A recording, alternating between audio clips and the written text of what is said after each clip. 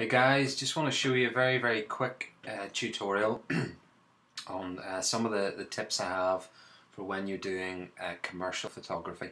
If you're maybe taking, say for instance in this case, been photographing a interior showroom. And basically we've kind of captured this a bit of an off-center kind of shot. The reason for that was the original shot had a couple of things in the foreground that were kind of getting in the way, so we cropped it in, stuck the sofa or couch off center and then did a bit of work on it. The first thing I want to show you to do, basically I'm going to show you how to take a shot from this. This is the original image, very quickly in maybe 2-3 steps to this. Now straight away you might not see a lot of difference, but actually there's quite a lot of difference in the sharpness. You'll notice this little cable running down from where the light was. You notice in the updated version it's gone. Now this is a pretty quick fix kind of way to get rid of that, but I'll show you how to do it nonetheless because it's very quick and painless, and it works. Nobody would ever notice, apart from potentially a professional photographer. So we take it back to the original. What we're going to do is we're going to unlock, or actually we're going to just copy the background layer. So if you drag the background layer down to the little copy box and let go, that will recreate the layer. The first thing I noticed of this image is there's a bit of lens distortion. You'll notice at the bottom of the photo here, there's a little gap that has appeared here. And the other thing to notice is that the angle of some of the wallpaper is slightly off, which may be to do with the lens or could be to do with the room. I'm not sure, but you'll notice in the updated version I've straightened it up a bit. So the way to do it is, if you have the layer selected, you can go into filter and lens correction if you like, and what that will do is, it's probably more useful on a larger kind of photo where you've got an entire room, because through the lens correction tool you can take out that kind of bowing effect that some lenses, even professional lenses, kind of have that. You can kind of straighten out lines and things like that. In this particular image we don't really need to straighten out anything as such, we just need to kind of reposition the perspective of the shot. So the quickest way to do that is if you go over to the left hand little palette here and just select the move tool, just click it, and then it brings up a selection around the image like so. My prime concern is going to be framing the image so it looks sharp and good and nobody notices anything that's a bit off about it. So the first thing I'm going to focus on is trying to get this little bottom line of the sofa to line up exactly with the bottom of the image. So the way I do that, and as well to fix these little glitches where the lines in the wallpaper are running slightly diagonally, is I'm going to go to the diagonal of the image. You'll see here this little diagonal cursor comes up. I'm going to click to select the image. I'm going to hold down the command button, and that allows me then to basically arbitrarily control the movement of the image. So I can drag it out and round, as you can see here. Basically where we start from is here. So what I'm going to do is I'm going to drag it diagonally down to the right, just to get the bottom of the sofa to line up with the bottom of the image. Now while holding the command button, if you also hold the control button, it'll allow you much more control over smooth changes in the perspective. So once you're about happy with it, let's see, we'll go for that. You just let go of all the buttons, hit the return button, and you can see the difference there. If we go back and forward, that's straightened that out. Now there's still these diagonal lines in the wallpaper behind. What I'm going to do, just for the interest of showing you how to do it, is copy the layer again, and then I'm going to click again on the diagonal and hold the command and control button, and then I'm just going to literally pull the image out to the right, just straight to the right, and you'll start to notice the lines, the diagonal lines in the wallpaper straightening out a bit, like so. And you'll see we haven't lost any of the straightness of the sofa, but it's about getting a balance, because if I do it too far to the right, then the sofa starts looking weird and the other lines of the wallpaper distort. So the key here is to get just right so that nobody notices anything untoward. So say about here is about right, because the wallpaper is generally straight, and then the sofa or couch is straight as well. So hit return to allow that change to take place, and you'll notice everything's pretty straight. A couple of things there, of course. Now we've created this kind of diagonal line on the left hand side. Same thing, go over to the left hand side, just select the diagonal, the bottom corner of the image, just to kind of straighten these out.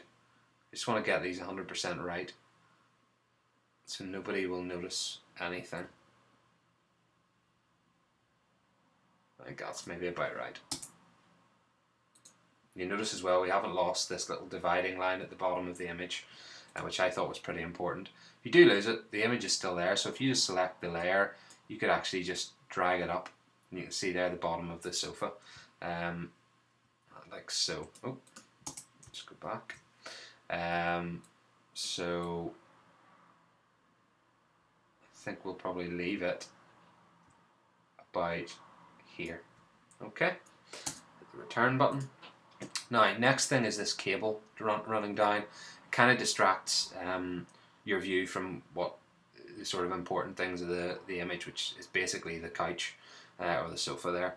So what we're going to do is we're going to zoom way in. You'll notice I haven't sharpened this image at all yet, so we're going to do that last probably. But you see that cable running down the wall. Now if I select the last layer that we were playing about with there, the easiest and quickest way to get rid of this is actually a kind of amalgamation of two different tools. The way I do it is I go to the patch tool, which you'll see up here, and just select that.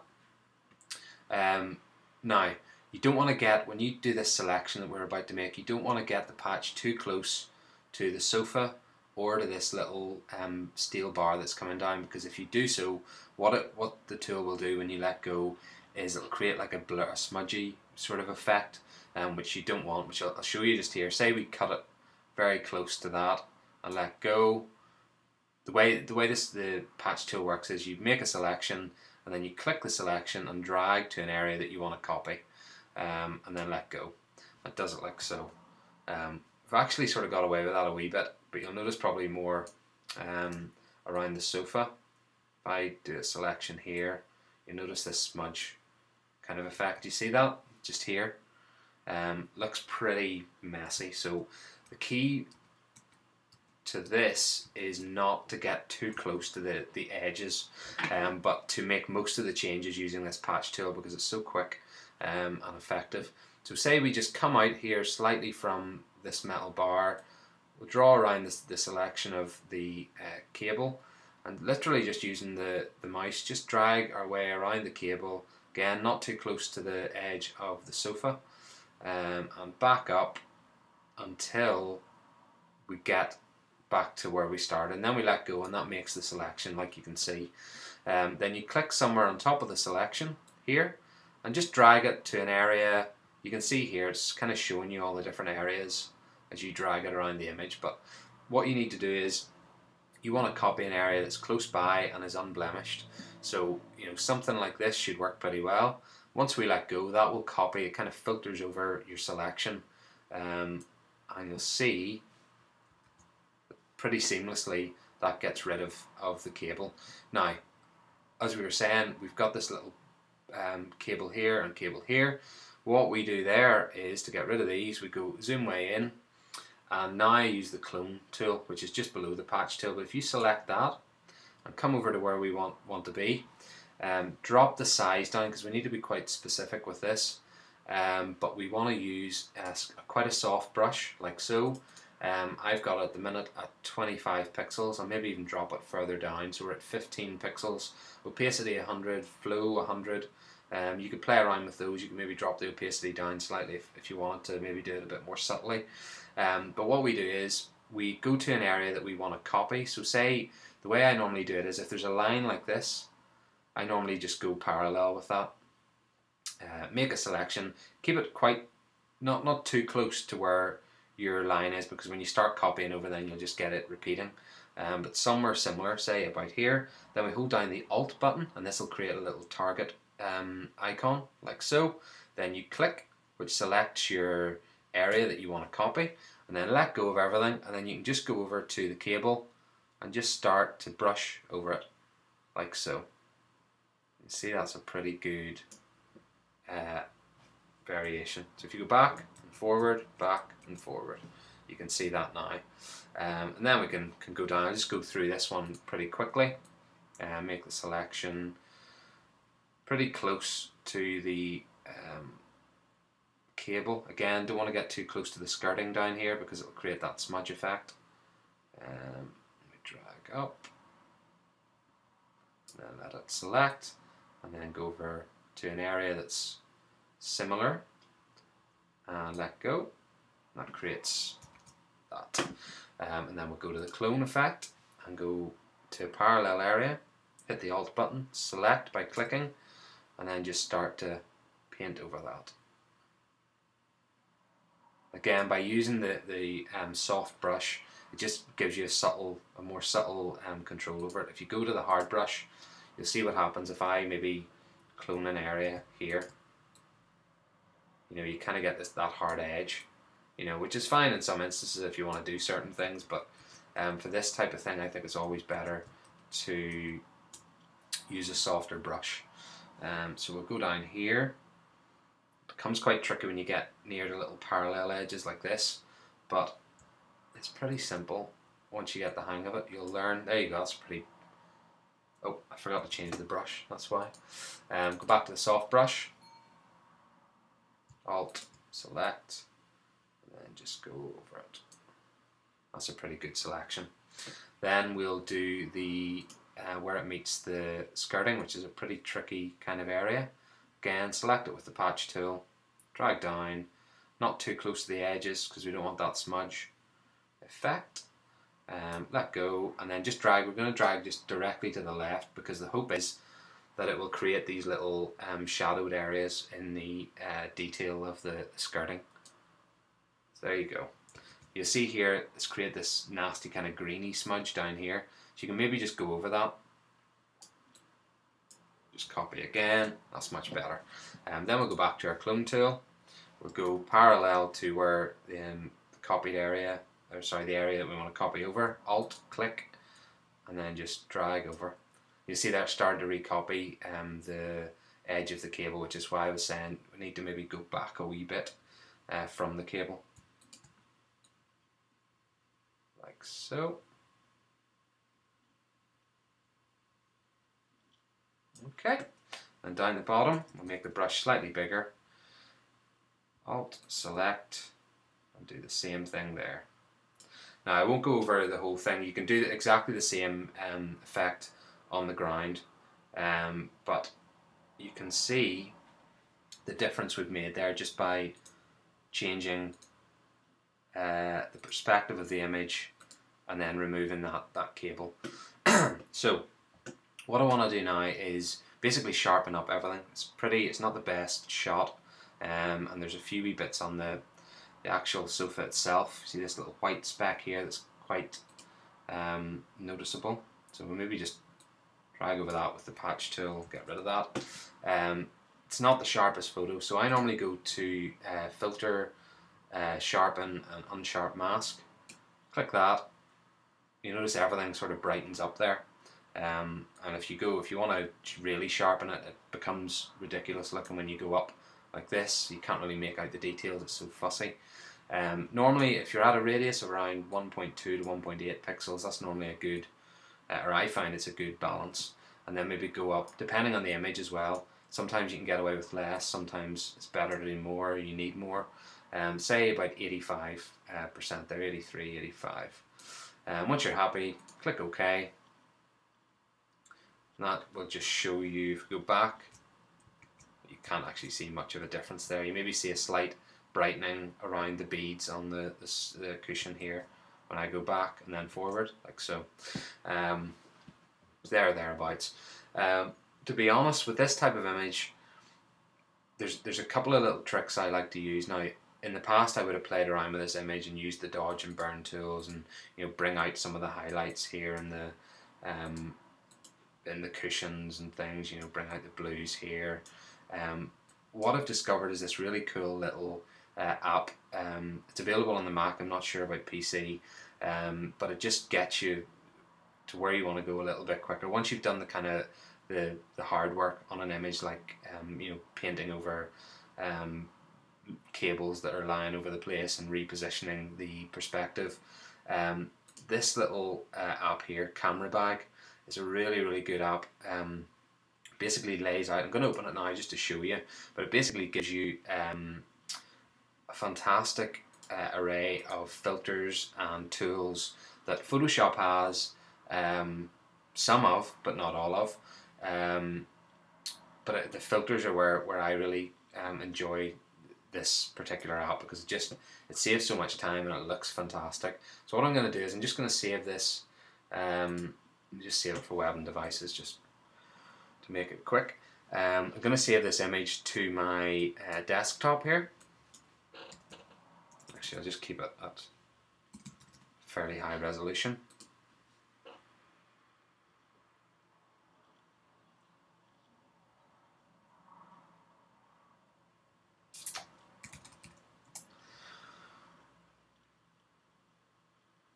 I'm going to go into Camera Bag, this app. I mean, there's other apps out there that you can try. I just really like this one. It worked really well for me on a couple of shoots.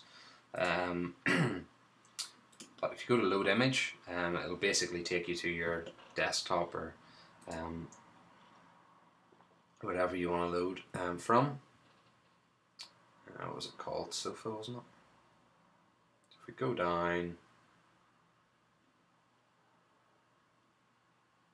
there. Okay, we're just going to load this up.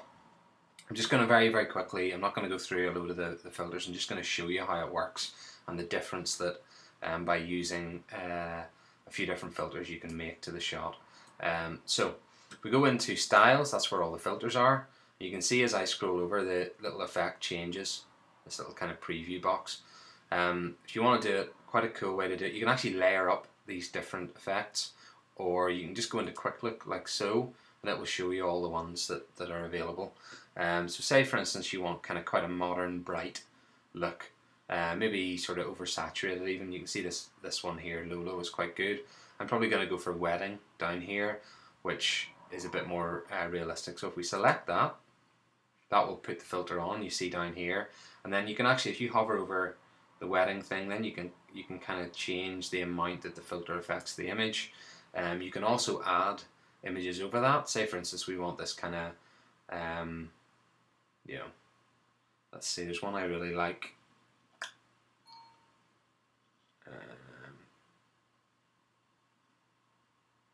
Helga's quite a good one. Italiano, sort of old-fashioned kind of almost like a 1920s type feel.